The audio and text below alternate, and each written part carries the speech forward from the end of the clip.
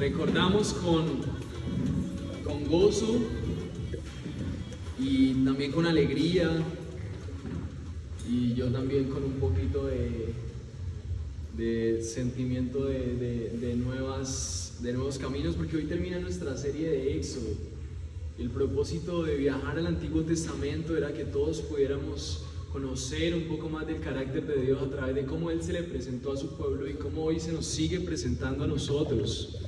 Y el día de hoy he tratado de pedirle a Dios que nos permita cerrar bien este tiempo, recordando que este tiempo de conocer a Dios y lo que Él esperaba de su pueblo también sea una manera en la que nosotros podamos cada vez preparar nuestro corazón para conocer quién es nuestro Dios y lo que Él espera de nosotros. Así que uno de los propósitos de Éxodo es que el pueblo de Dios se diera cuenta que aunque ellos veían un rey físico, que era un faraón, que era una persona muy poderosa, aún ellos se proclamaban Dios, ellos pudieran recordar que ellos tenían un Dios diferente y un rey diferente, mucho más poderoso, mucho más glorioso, mucho más sabio, mucho más generoso.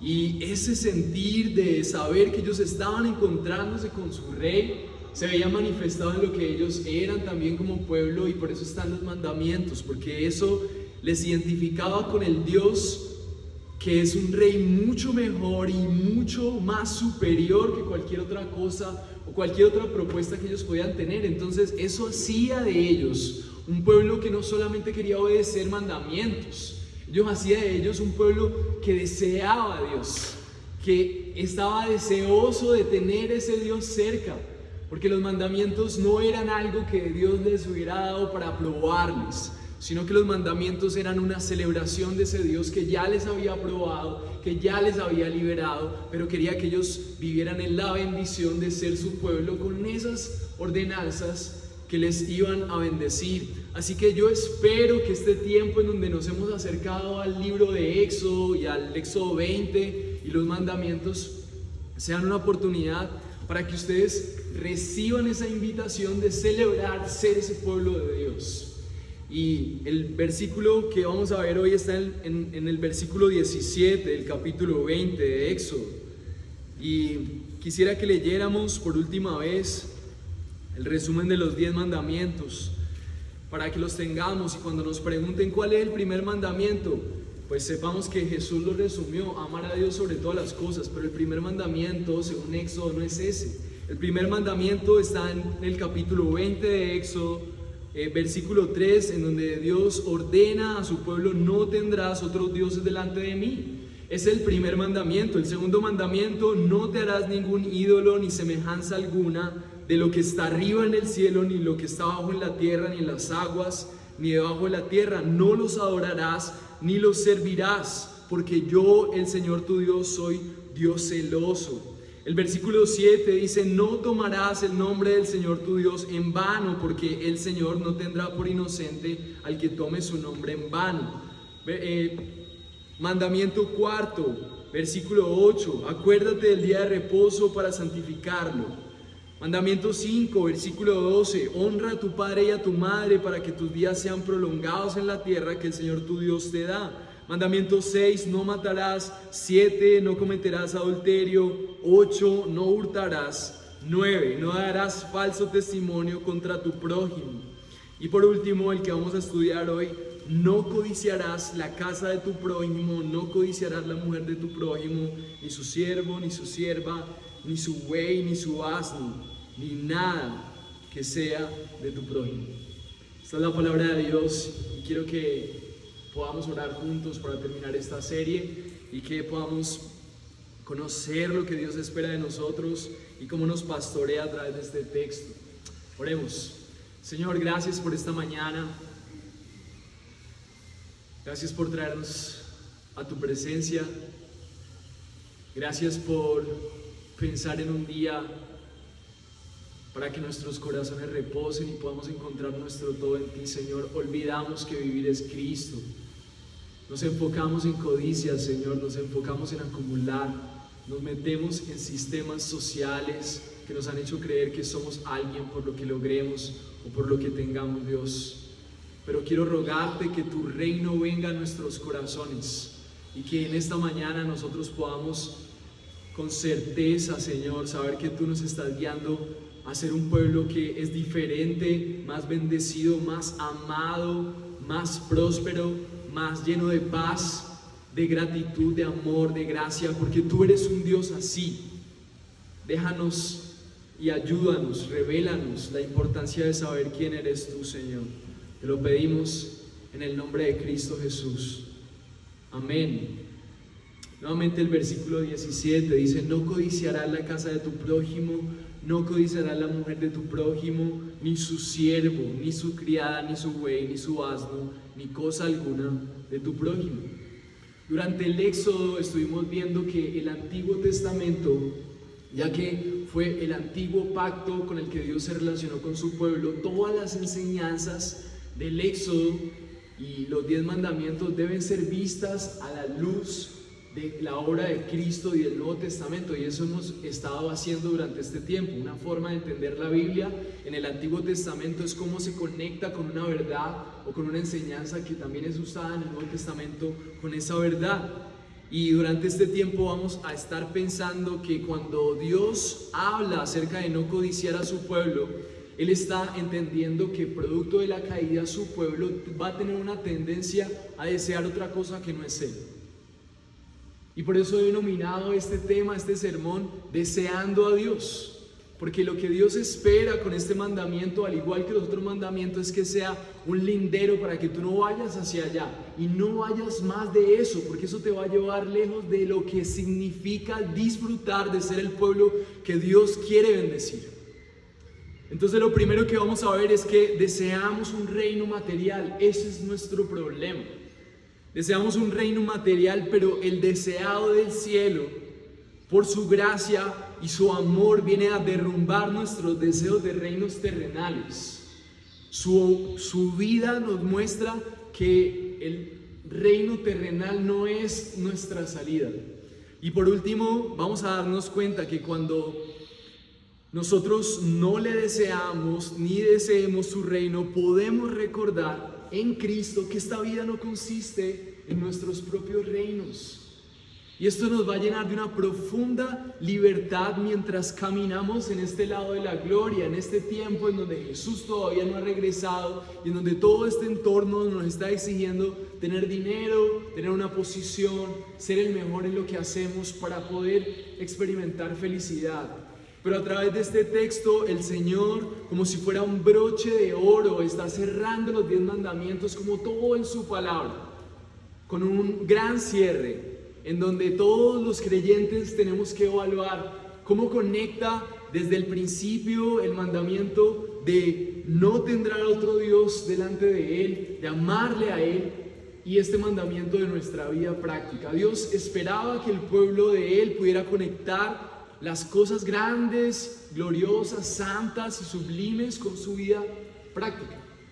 Eso me recuerda que tenemos unos familiares cercanos que tienen unas joyerías, y un día estaba ahí con ellos y me sorprendió que una persona llegó al lugar buscando un broche para su cadena, porque era una cadena pesada, una cadena valiosa, y tal vez me dijo: no, yo estaba caminando, cuando menos pensé, sentí, no sé si les ha pasado, los que tengan cadenas, tal vez las mujeres, sentí que se me escurría y la pude coger. Y entonces vine a solucionar este problema porque no puede pasar. Y entonces ahí aprendí que la joyería tradicional viene con unos broches que son económicos, unos broches pequeños. Y la mayoría de cadenas soportan ese broche, pero resulta que ese broche es un poco endeble y no es lo suficientemente fuerte para soportar de pronto una vida muy activa o tal vez sobre todo una cadena muy pesada. Entonces me di cuenta que las personas que siquiera compran una joya nueva y que es de buen valor y que tiene un buen gramaje, lo primero que hacen después de comprarla es comprar un broche. Porque no sé si estuve investigando si ahí viene el tema de cerrar con broche de oro, no pude encontrar un significado. Si alguien conoce el significado del dicho, que me lo pueda decir después. Pero creo que tiene mucho sentido. Y cuando me di cuenta que esas personas adquirían ese broche, me sorprendió lo caro que son. Porque resulta que hay unos broches que no vienen a la medida y toca fabricarlos, y una labor súper artesanal, darle fuego al oro. Y si quieres un buen broche, hay unos broches de seguridad que traen 2 broches y un enganche. Y eso es como que la cadena no se puede caer, te tienen que matar o cortar eso con cegueta, porque la parte de la unión, eso no se va a romper, está muy bien consolidada. Y eso me recuerda que si durante este tiempo hemos estado aprendiendo cosas valiosas acerca del carácter de Dios, si durante este tiempo de tu caminar cristiano poco o mucho has aprendido cosas valiosas de Dios, tú no puedes cerrar tu vida y tus aplicaciones de cualquier manera, porque vas a perder un gran valor de anclajes y de eslabones que Dios te ha permitido entender para que realmente eso te convierta en el pueblo que tú quieres ser y el pueblo que Dios desea que tú seas para Él. Y por eso pienso que este texto es un gran broche de oro, porque nos permite conectar que las primeras partes nos hablan de cuánto amamos a Dios, las segundas partes nos hablan de cuánto amamos a su pueblo, pero también el último punto nos recuerda cómo nosotros miramos qué es lo que desea nuestro corazón. Y cuando nosotros vemos qué es lo que desea nuestro corazón, entonces vamos a ver qué tanto nosotros estamos aplicando lo que nosotros entendemos. No vaya a ser que todas las verdades de Dios que estás aprendiendo se escurran y ni siquiera te des cuenta y pierdas tanto tiempo de entender cómo eso aplica a tu vida, cómo eso está transformando tus deseos. Y por eso el último mandamiento es: no codiciarás. Y cuando hablamos de codicia en el Antiguo Testamento, vemos que es un deseo que te lleva a anhelar, es un amor que está en tu corazón. Este mandamiento también nos recuerda que los 10 mandamientos no son algo superficial, no nos está llevando solamente a comprender aspectos de acciones y conducta, sino que Dios estaba pensando desde el Antiguo Testamento en el corazón de su pueblo. ¿Qué está deseando en el fondo de su corazón su pueblo? Y cuando Él decía codiciar, es esa acción que amas tanto en tu corazón que te lleva a obtener. Es como ese deseo que, sin importar lo que tú crees en tu mente, te lleva siempre al mismo lugar. En el Nuevo Testamento esta palabra fue evolucionando y es un deleite que te lleva a atesorar una cosa preciosa. O sea, no solamente desear obtenerlo, sino también lo atesoras para ti, y esa codicia se convierte en el centro de tu vida. Entonces Dios lo que quiere a través de este mandamiento de enseñarle a su pueblo es que la relación que tú tienes con lo material y lo que deseas va a ser un obstáculo o un impulso por amar a nuestro Dios. Otro libro recomendado es un libro que se llama Deleites de Dios, de John Piper, y él hace una pregunta ahí en ese libro. Dice: ¿acaso no es lo opuesto a la justicia colocar los sentimientos más profundos en aquello que tiene poco o nada de valor? Si aprendimos que la justicia de Dios está reflejada en sus mandamientos, entonces la injusticia sería que nuestro corazón, a pesar de conocer esos mandamientos, desee y ponga su anhelo en otra cosa diferente. Eso sería la injusticia, desear algo opuesto a lo que Dios desea para su pueblo.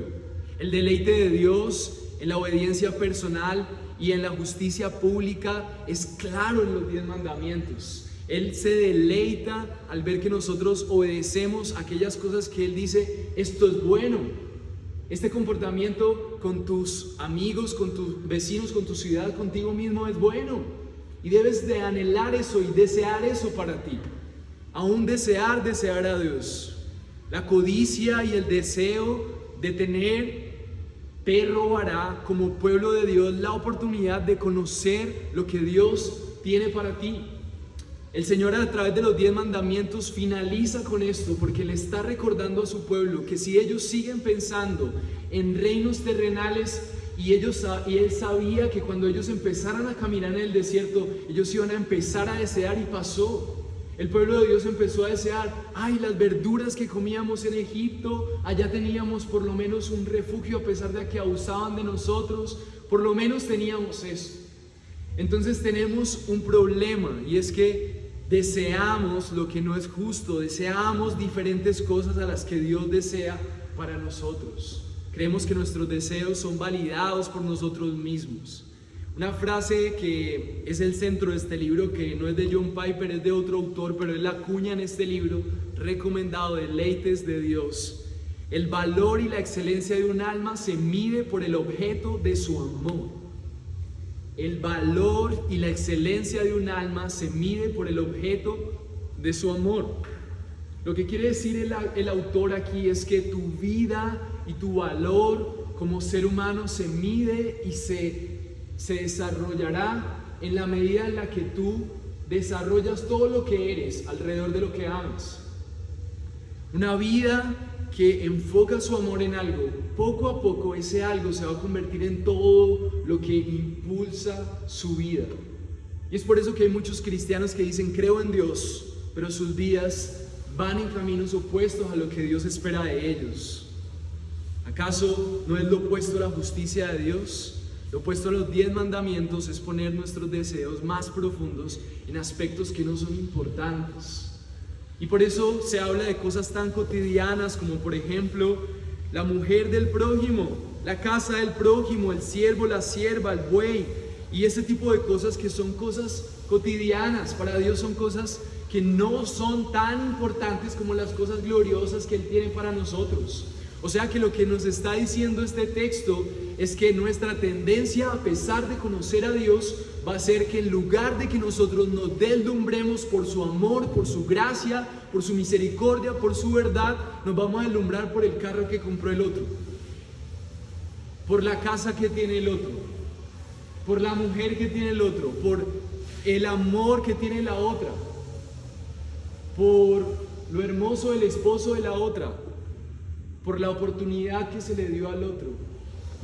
Y eso, el Señor quería cerrar con eso, porque eso nos desenfocaría de lo más importante que el Señor quiere darnos.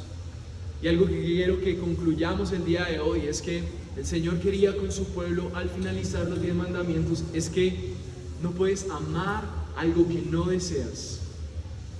Si tú recibes toda la doctrina, los 10 mandamientos, ves toda la conducta, pero si tú no deseas a Dios, y si tu esfuerzo no es por desear a Dios, tú no vas a poder amar a Dios.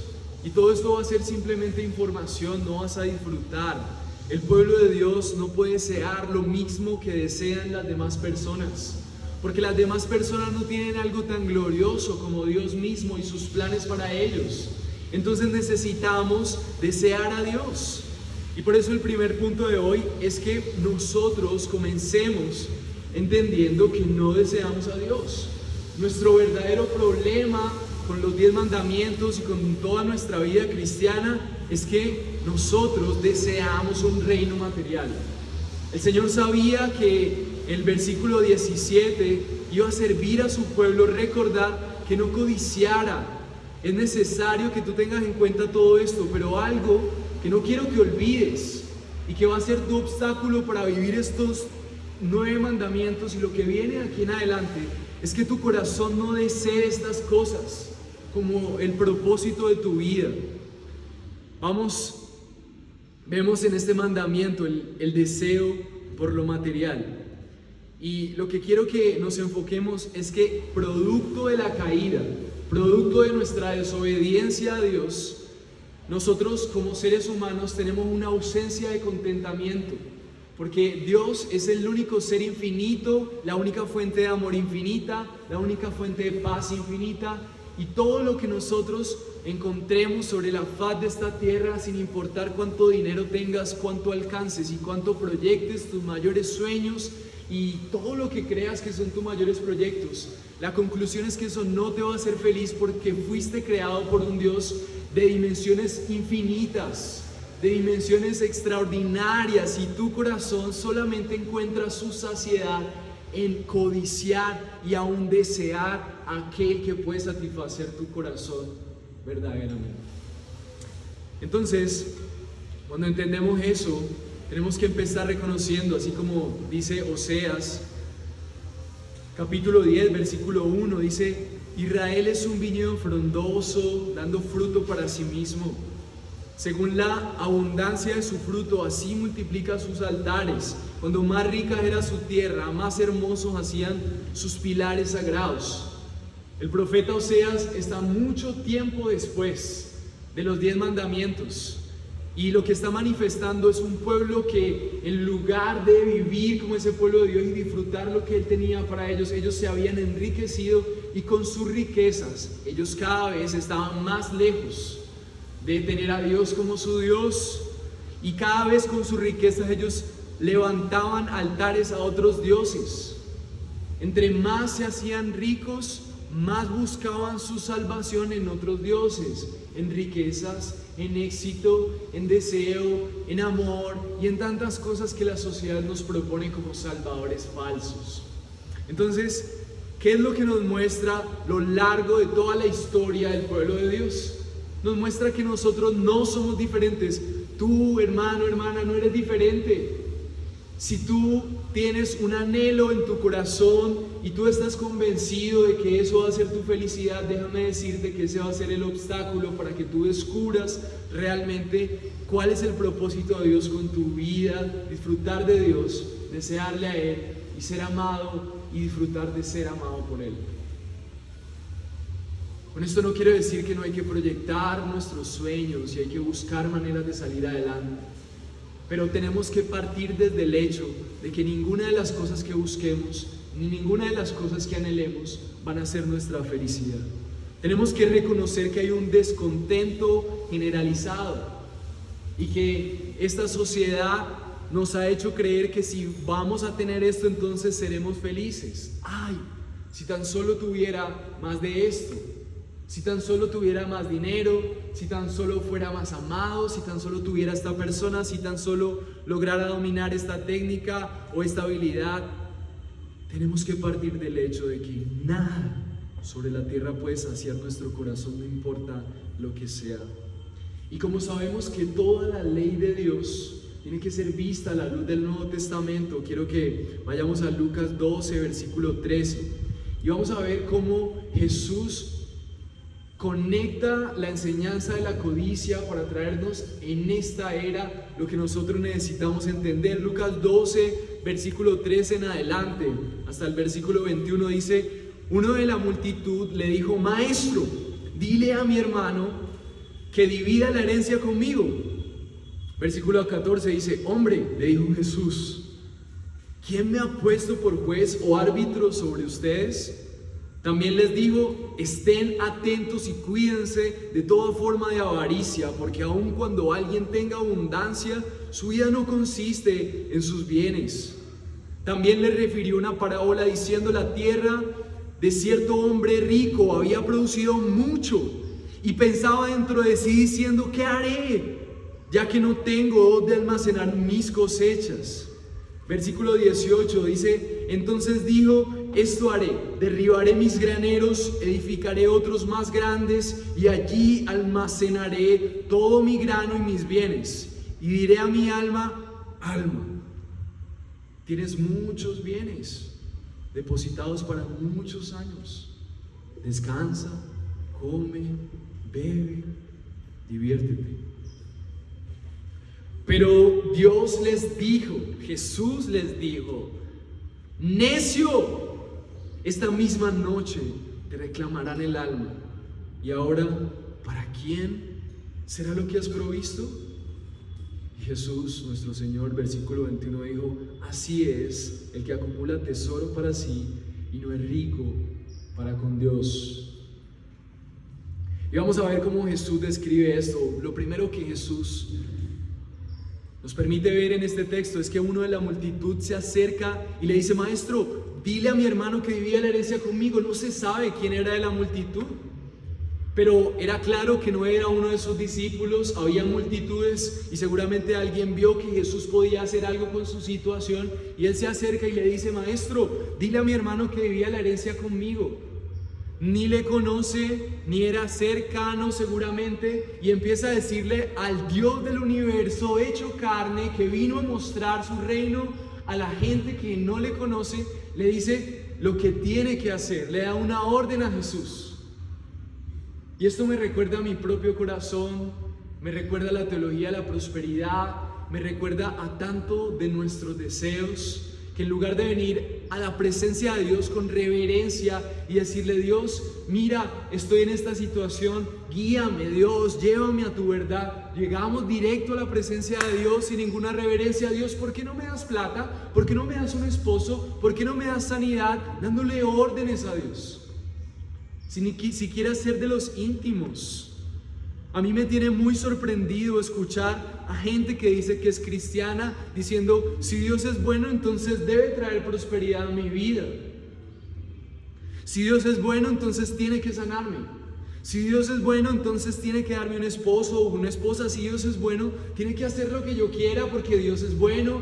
Y entonces tenemos una connotación del amor en donde el amor es complaciente. Hablaba ayer con un hombre grandísimo de este tamaño y entonces me decía: no sé qué hacer con mi hija, no sé qué hacer con mi esposa, porque en un momento dado ya no asisten a la iglesia, mi esposa se hizo una operación, es una cirugía plástica, ahora tiene un escote de este tamaño, blusas de este tamaño, ahora en mi carro no se escuchan alabanzas sino reggaetón, pero yo no les quiero decir nada, mi hija ya se está vistiendo igual y ella también escucha la misma música, pero yo no les quiero decir nada porque yo quiero que ellas sean felices. Mis hermanos, eso ¿qué clase de amor es? Sin juzgar y sin condenar a las personas, sin decir que él tiene que ser un legalista y decirle: ustedes se van a ir al infierno.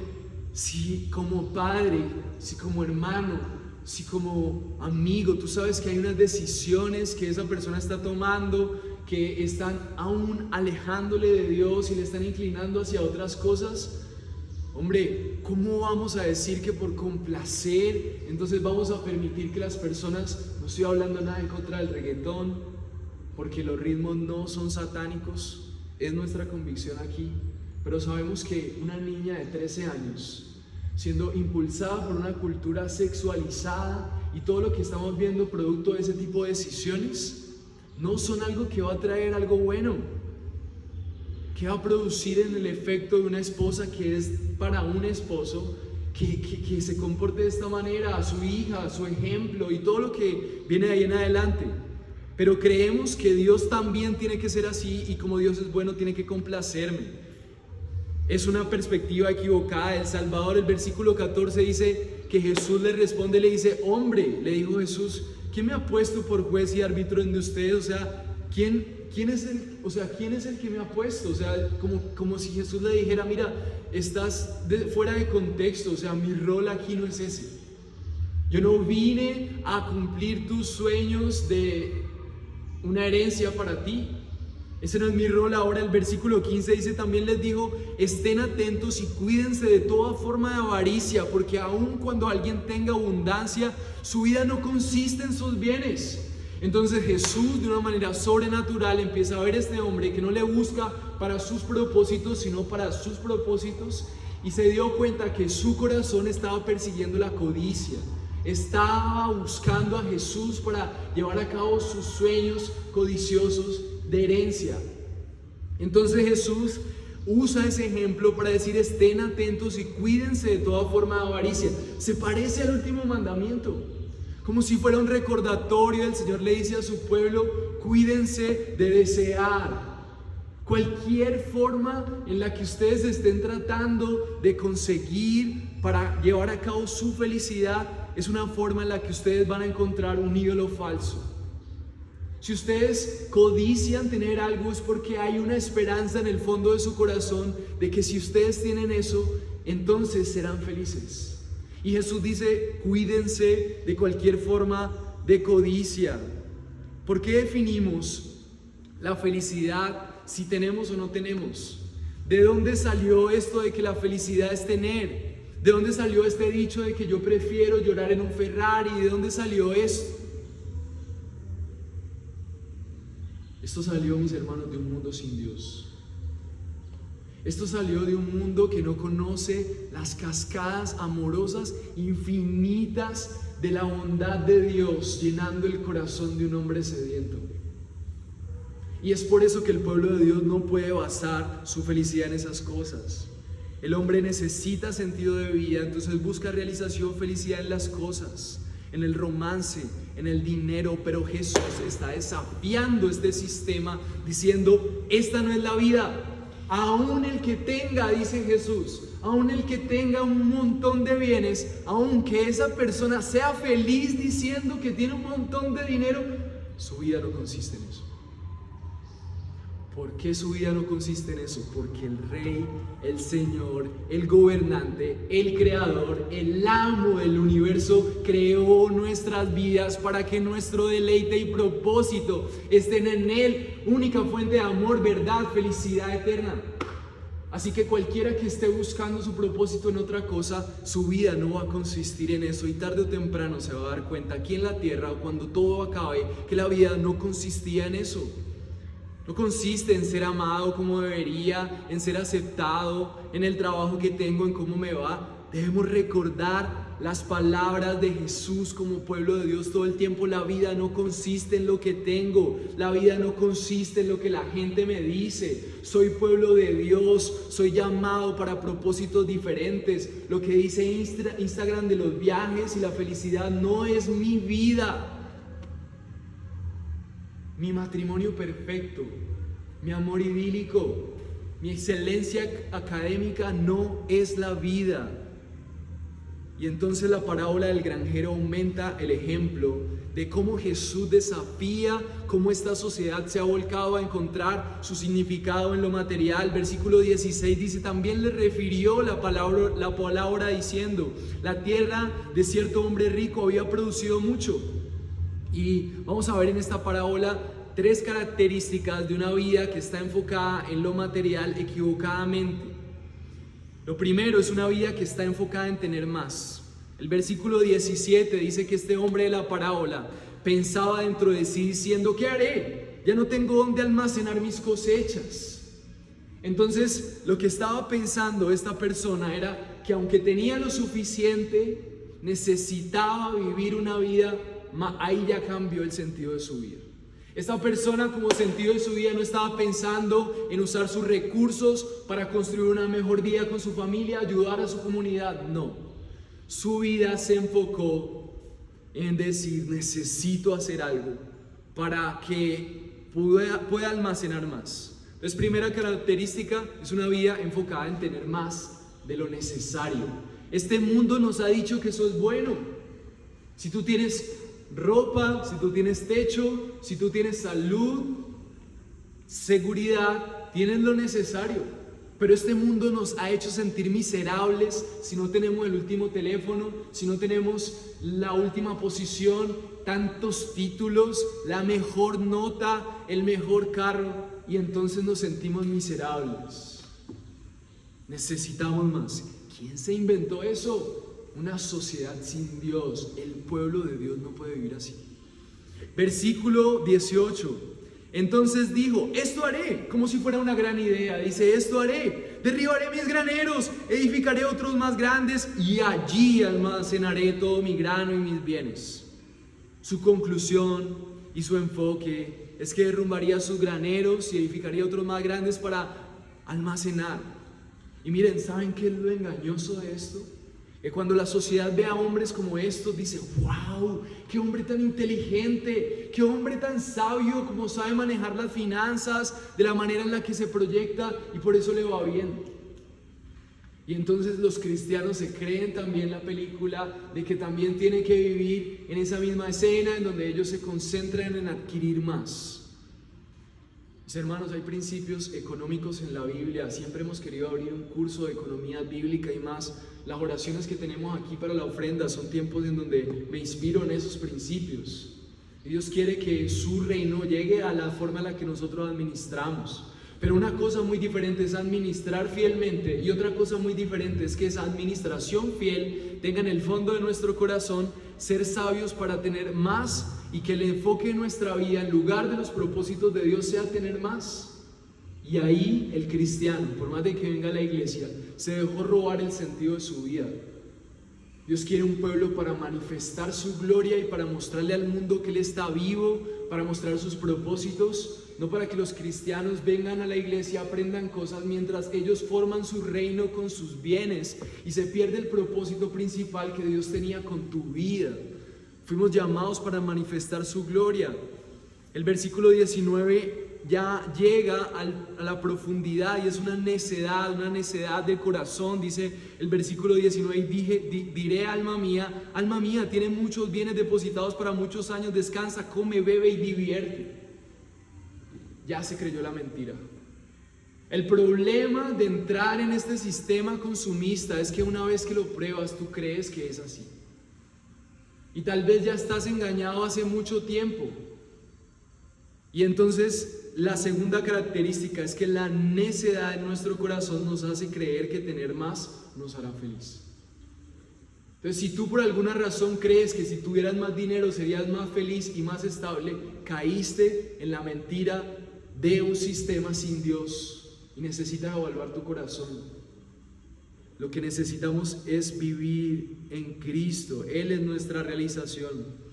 Y por eso la conclusión es la necedad, porque Jesús dijo necio. La expresión de Jesús no va en contra de la buena administración, sino de una administración enfocada en tener más estatus, porque creemos que si tenemos más dinero seremos más respetados, más amados, más admirados. Y no estamos buscando amor, admiración, respeto por lo que Dios dice que nosotros somos. Entonces Dios dice necio. ¿Cómo saber si tu vida está enfocada entonces en el escalonamiento económico y eres esclavo de la codicia y de los que más te aprueben? Pues necesitas ver cómo están tus decisiones. Yo conozco misioneros que están haciendo la obra de Dios, pero están tan enfocados en conseguir la siguiente oportunidad financiera que parece que la obra de Dios está como a un lado. Y todo el mundo, wow, Dios cómo lo bendice. Hey, evaluemos nuestras vidas. Que alguien esté prosperando económicamente no quiere decir que ese alguien esté realmente viviendo conforme a lo que Dios desea. La prosperidad económica no ha sido comúnmente una característica de avance espiritual. Mira lo que dice Oseas: entre más eran ricos, más construían sus altares. Tal vez Dios no quiere que tú estés en la inmunda todo el tiempo, pero tal vez lo mejor que te pueda pasar es una crisis económica, porque es ahí donde tú te vas a dar cuenta quién es tu Dios, dónde está tu felicidad, cuál es tu realización. Entonces, cuídense, mis hermanos, de toda clase de avaricia.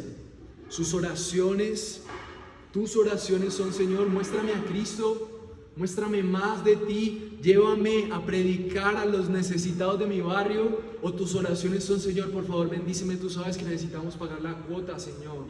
Tú sabes, Dios, que yo soy un buen cristiano, necesito comprar el mercado. Y nuestras oraciones son pura teología de la prosperidad, en donde lo único que esperamos es ser felices si tenemos.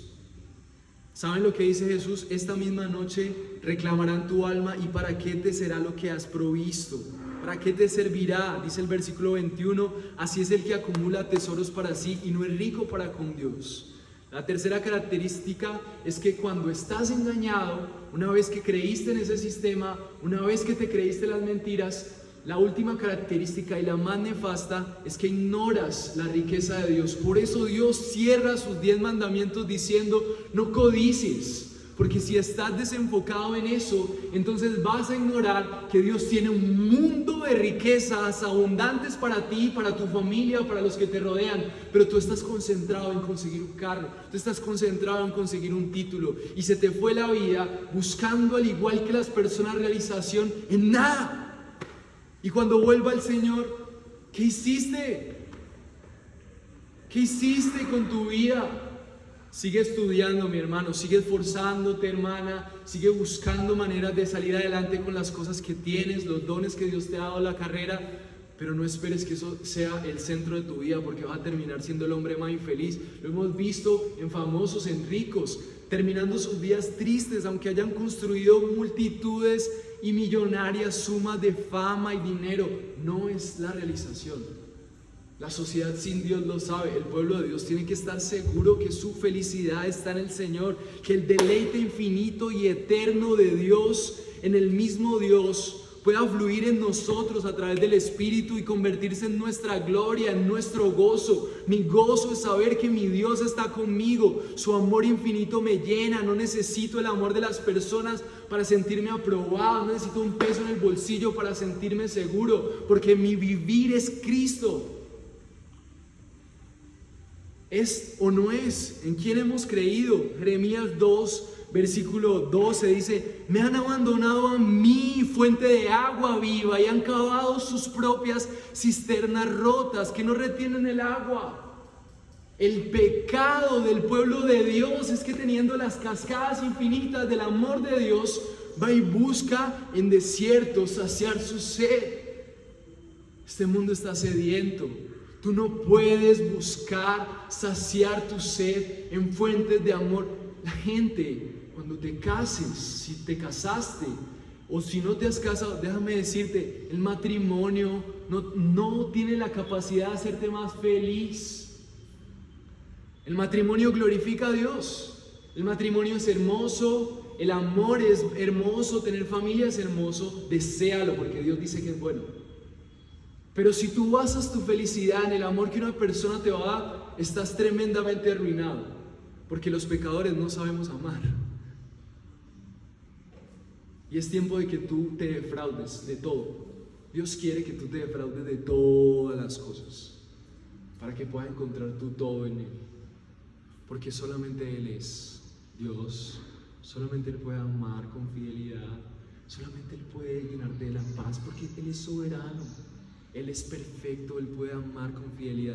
Y cuando tú te sientas amado por Dios, entonces tu amor para otras personas va a ser un amor diferente, porque tú no estás sacudiendo: ¿por qué no me amas como quisiera? O quejándote de la vida: ¿por qué yo no tengo lo que quisiera? Tú ya tienes tu todo en Él.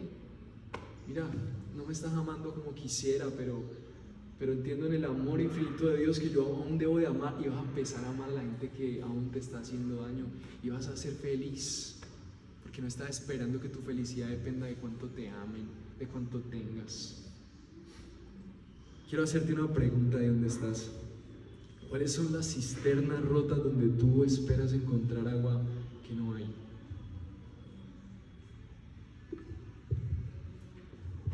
¿Dónde están terminando tus búsquedas?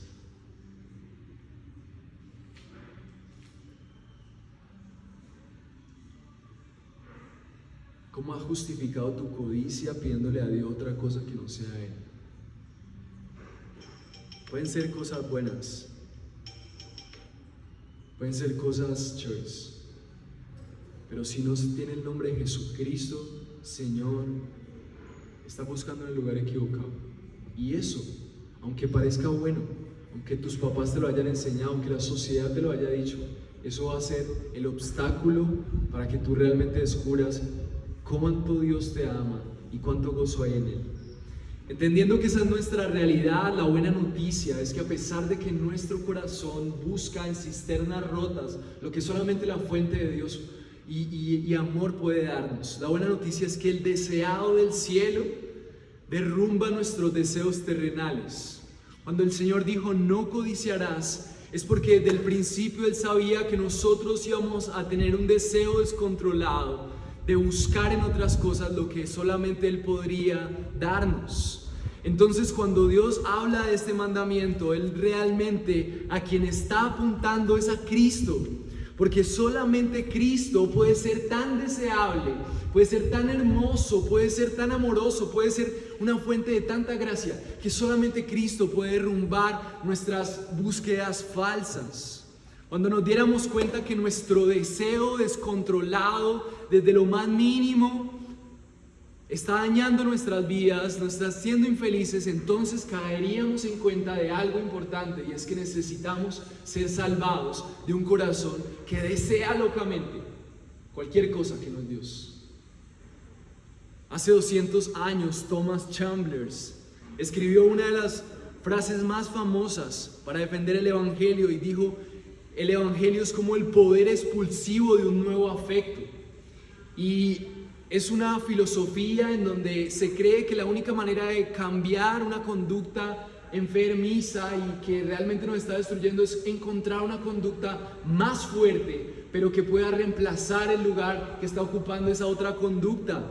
Entonces, cuando Jesús viene, cuando Él presenta su vida llena de gracia, una vida enfocada en el reino de Dios, en la importancia de ser el pueblo de Dios, en la bendición de obedecer los mandamientos, una vida llena de fruto, de transformación, entonces su vida misma desafía el sistema que está enfocado en una vida para nosotros mismos.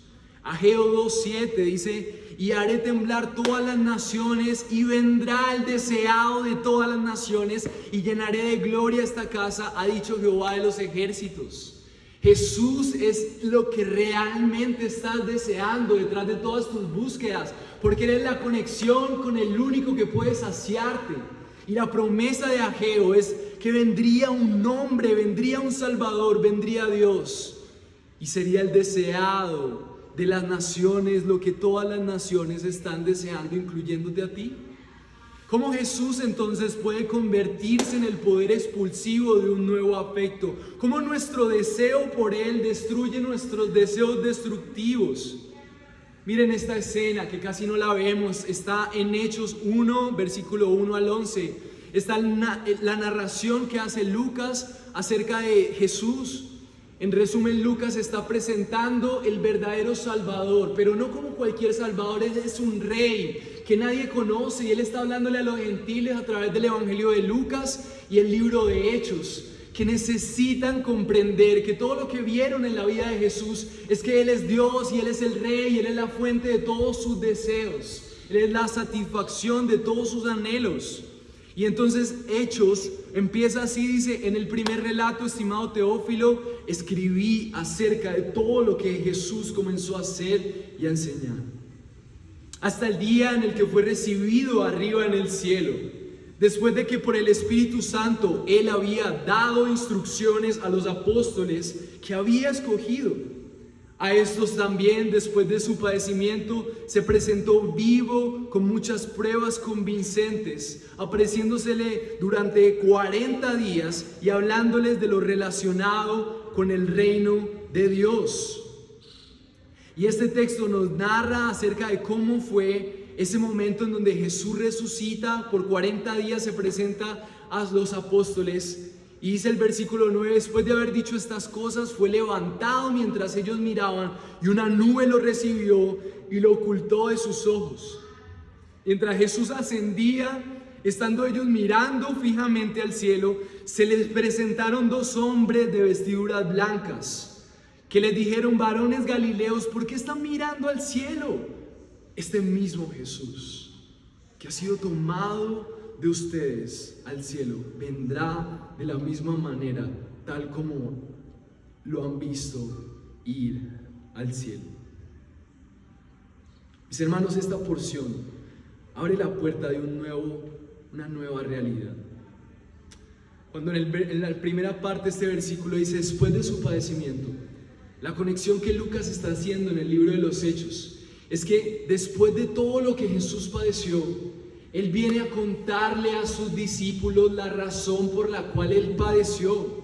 El padecimiento de Cristo tenía como propósito presentarse vivo a sus discípulos para afirmar el poder de su deidad, para decirles: yo soy Dios, lo que les enseñé es verdad. Dios es sumamente feliz, aún enviando a su Hijo a morir, porque Él sabe que esa muerte y ese padecimiento iba a terminar en mostrarle al mundo que no hay nadie más quien haya vencido la muerte. No hay nadie más quien haya confirmado tantos propósitos, tantas profecías y tantas manifestaciones de deidad. Pero la muestra más grande y más sobresaliente de que a quien servimos está vivo y que lo que estamos haciendo vale la pena es que Jesús resucitó.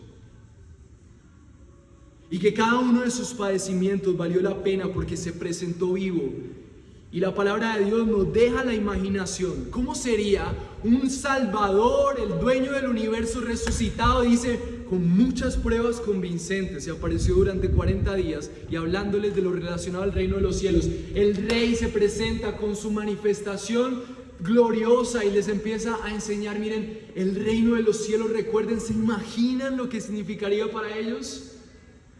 El rey es resucitó, está vivo. Y entonces les habla del reino, les está diciendo, miren, este reino no es mi vida que viene de otro reino, es la muestra de que esto que está aquí no es la verdadera realidad. Un hombre resucitado, venciendo la muerte, el pecado, burlándose del imperio más poderoso del mundo que fue Roma, resucita frente a sus discípulos y les dice, la vida se trata del reino de Dios. Su resurrección es el poder para reunirlo. El versículo 4 dice, reuniendo les mandó que no salieran de Jerusalén, sino que esperaran la promesa del Padre, la cual les dijo, oyeron de mí. Había una promesa en la mano de su pueblo. Miren lo especial, dice el versículo 5, porque Juan bautizó con agua, pero ustedes serán bautizados con el Espíritu Santo dentro de pocos días. O sea, Jesús resucita y les dice, miren, este reino no es, recuerden el reino de Dios, pero esperen, hay una promesa. Versículo 16 dice, entonces los que estaban reunidos le preguntaron, Señor, ¿cuándo restaurarás en este tiempo el reino de Israel? Vean a Jesús resucitado, hablándoles del reino de Dios, y ellos, Jesús, ¿cuándo vas a cumplirme el sueño aquí? Que es que ya que resucitaste, ¿cuándo nos vas a liberar? Mira, enfocados en el reino terrenal. Eso nos recuerda a nuestros propios corazones, ¿no? Eso me recuerda ese pueblo que fue guiado por medio de los mandamientos. No codicien. Eso me recuerda al Jesús vivo diciendo, miren, es como el de esta parábola, cuídense de cualquier signo de codicia. Y entonces Jesús, amorosamente resucitado, les dice, no les corresponde a ustedes saber los tiempos ni las épocas que el Padre ha fijado con su propia autoridad. Entonces les deja claro, miren, a ustedes no les interesa lo que va a pasar aquí, déjenle eso a Dios. A ustedes no les corresponde. El versículo 8 dice, pero recibirán poder. O sea, mis hermanos, lo que Jesús está diciendo aquí es, miren, cuando usted le pregunta a Dios, ¿hasta cuándo, Señor, voy a seguir soltera? ¿Hasta cuándo voy a seguir soltero? ¿Hasta cuándo voy a vivir este problema económico? ¿Hasta cuándo mi familia? ¿Hasta cuándo mi esposo? ¿Hasta cuándo? La respuesta de Jesús, amorosamente, es, amado, a usted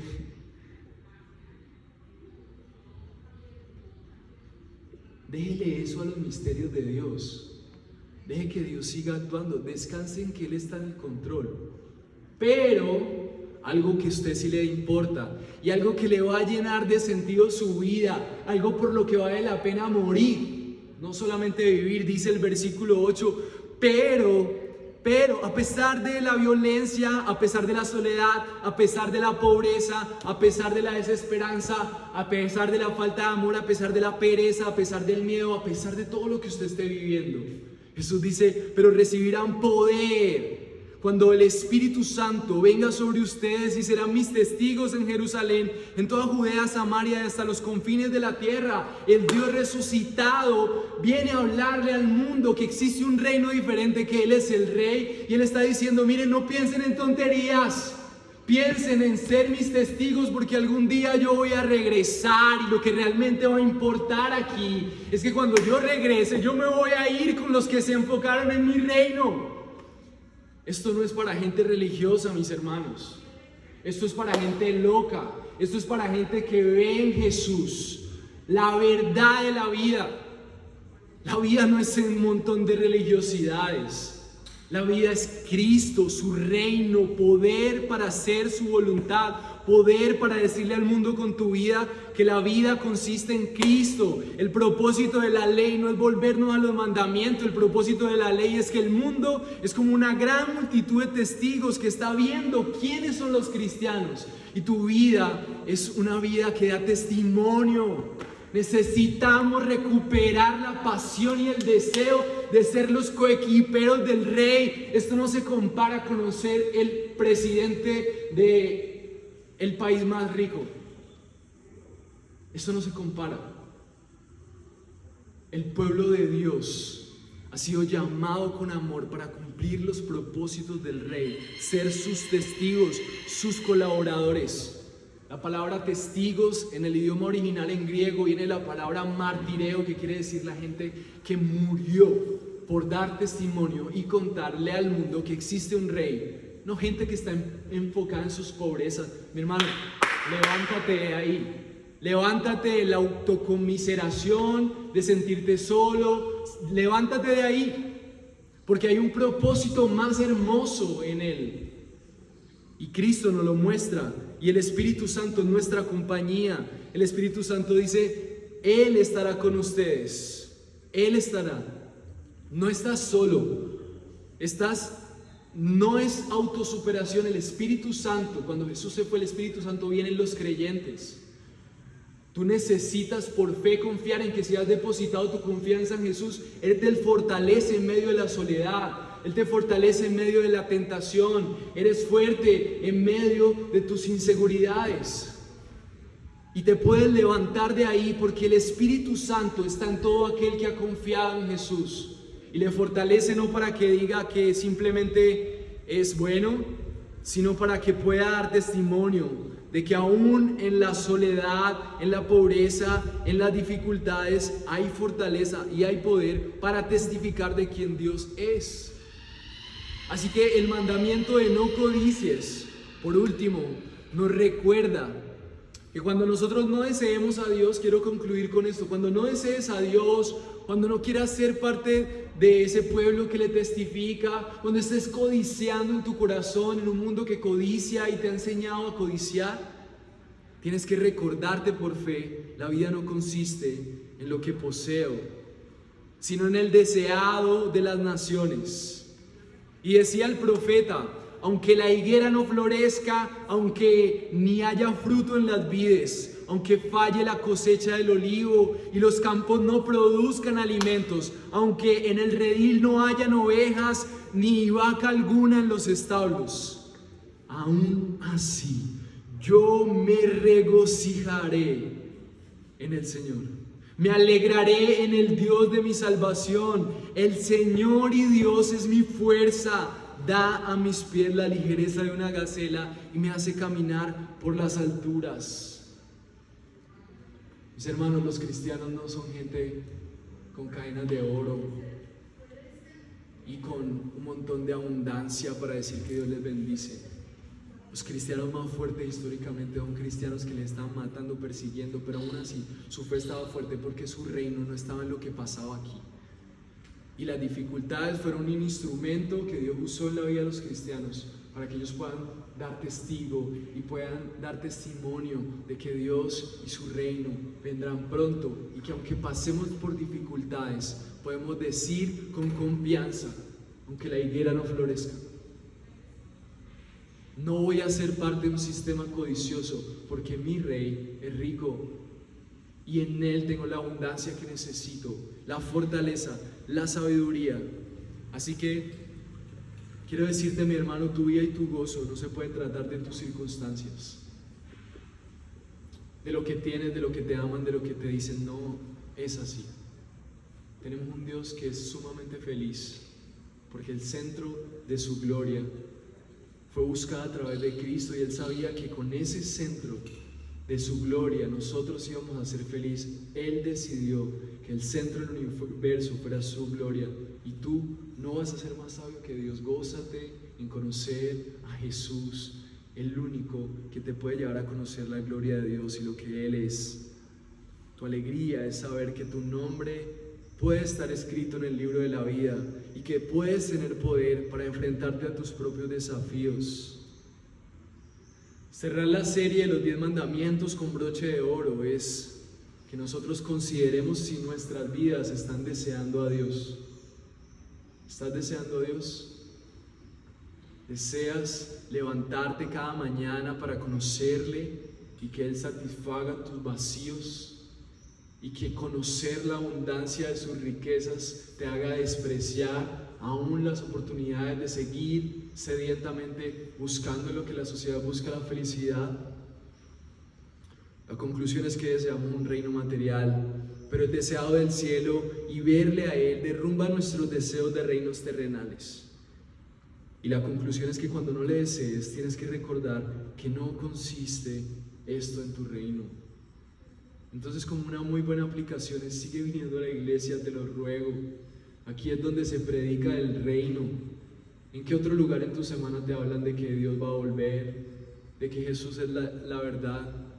Por eso la iglesia es tan importante. No dejes de venir. Busca libros que te ayuden a entender a Jesús, porque es la puerta al reino. Busca gente, intimar con gente que esté intentando vivir en los principios del reino. El que encuentres más sabio en eso, búscalo. Y ojalá fuera de tu iglesia local, para que puedas seguir creciendo en una relación en donde te ves cada 8 días con esa persona y en donde tú empiezas a cambiar de paradigma. Lee libros que te lleven a eso. Busca tiempos de estudio que la iglesia propone. Cuando hablamos de la membresía, no hablamos de un tiempo de le toca hacer esto, no, es porque en esa dinámica nos compartimos más cerca a los que estamos pensando en cómo agradar a Dios y su reino. Y avanzamos en eso. Y sobre todo te ruego, cuando no desees y tu vida esté perdida en deseos que no son Dios, ve de rodillas a tu habitación y: Señor, pídele perdón. Señor, he deseado un montón esto, pero esto no eres tú, y aunque es mentira, yo sigo creyendo en esto. Ayúdame a desear a Cristo, muéstrame a Cristo. Esa es la oración que tenemos que hacer nosotros. Y cuando nosotros conozcamos a Cristo, entonces vamos a empezar a desear a Dios. Mi deseo es que puedan desear a Dios, mis hermanos, y que esta serie de los 10 mandamientos sea un deleite para ustedes. Oremos. Señor, gracias. Gracias por recordarnos que tú eres la única fuente válida de nuestros deseos. Yo quiero que te tomes un tiempo ahí para que pienses en todas las cosas que tú estás deseando que no son Dios. Y que cuánto estás alimentando tu codicia con un montón de decisiones, amistades, relaciones. Y que en este momento tú empieces a renunciar a eso. Voluntariamente empieces a decir: Dios, mira, yo sigo codiciando esto. Y aunque sé que esto es un obstáculo contigo, yo sigo yendo allí. Y aunque no encuentro nada, estoy engañado.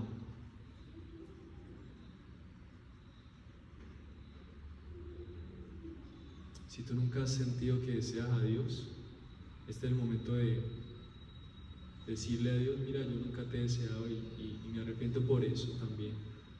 Tal vez hoy sea el día en donde Dios ponga un deseo que solamente Él puede poner en tu corazón. El Espíritu Santo está aquí por una promesa que el mismo Dios hizo y está cambiando deseos en este momento. Y quiero animarte a que con fe puedas creerlo. Si has ido 1000 veces a ese lugar y has terminado en derrota, vuelve a ir en fe. El Señor está contigo si has creído en Él como tu Señor y Salvador.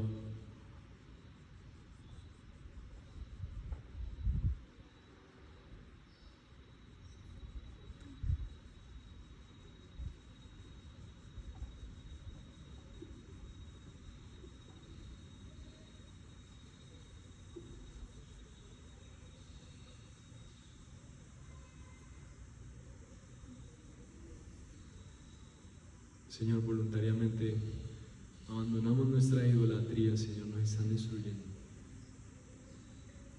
No queremos repetir la historia de ese pueblo que,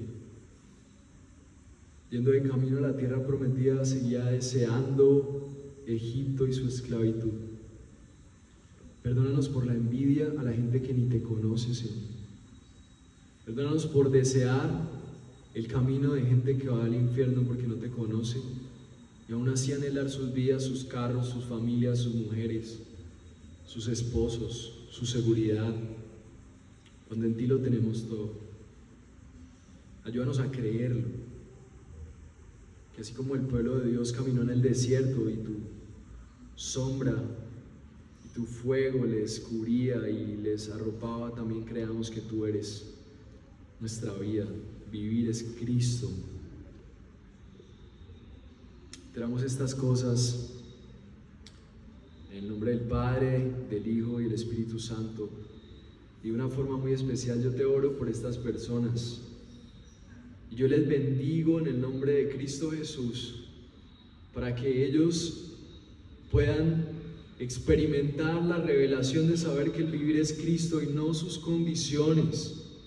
Ellos puedan levantarse en el poder del Espíritu Santo bajo la orden de tu Señor nuestro, amado Jesucristo, que nos diste el poder del Espíritu Santo para enfrentar nuestra dificultad con valentía, con gozo, al saber que tú eres nuestro Dios, que podamos adorarte en la dificultad, en la necesidad, en la soledad, en lo que más te glorifica, Señor. Y te oro por ellos, para que ellos puedan ser testimonio de que su vida no depende de sus condiciones y lo que poseen.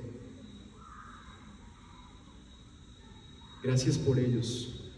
Les bendigo en el nombre de Cristo Jesús. Amén.